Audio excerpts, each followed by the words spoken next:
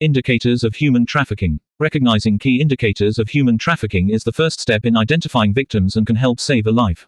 Here are some common indicators to help recognize human trafficking provided by the Blue Campaign and be free at the Department of Homeland Security. You can also download or order the Blue Campaign Indicator Card, which is a small plastic card that lists common signs of trafficking and how to report the crime. Does the person appear disconnected from family, friends, community organizations, or houses of worship? Child dependency. What do they do in their investigation, assessment? Answer: social workers speak to schools, relatives, neighbors, family friends, co-workers, entire support network, and while doing so imply a stigma that if not already slightly present, the invasion of privacy implements the action causing isolation because of social deference. Has a child stopped attending school? When a child is seized, they often are also ripped from their school. Sometimes starting a new school in a temporary setting. Sometimes missing weeks or months of basic education. Has the person had a sudden or dramatic change in behavior? Many attribute this change to drug use or domestic violence, but this is after implications of the child welfare agency.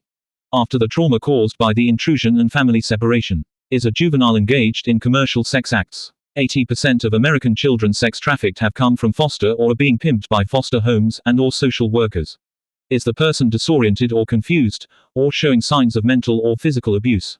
Yes, in every case of the agency CPS-DCFS.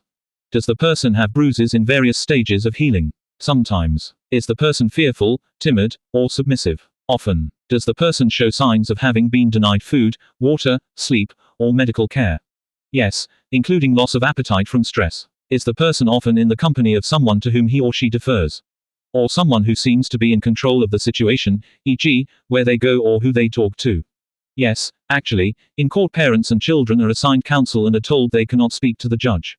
In foster homes or guardians' home, children are told lies about the parents, usually echoes of the social worker's assumptive lies for the narrative to justify seizures, so children are often afraid to speak, often needing guidance and approval out of fear to entice another trauma. Does the person appear to be coached on what to say? Yes, actually, in court parents and children are assigned counsel and are told they cannot speak to the judge. In foster homes or guardians' home, children are told lies about the parents, usually echoes of the social worker's assumptive lies for the narrative to justify seizures, so children are often afraid to speak, often needing guidance and approval out of fear to entice another trauma.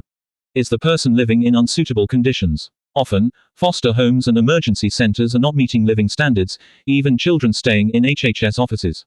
Does the person lack personal possessions and appear not to have a stable living situation? Correct, and yes, after separation. Does the person have freedom of movement? Can the person freely leave where they live? Are there unreasonable security measures? No, children and parents are forced to partake in impossible and intrusive services. Exposing privates to abuse specialists and drug testers, all without any due process.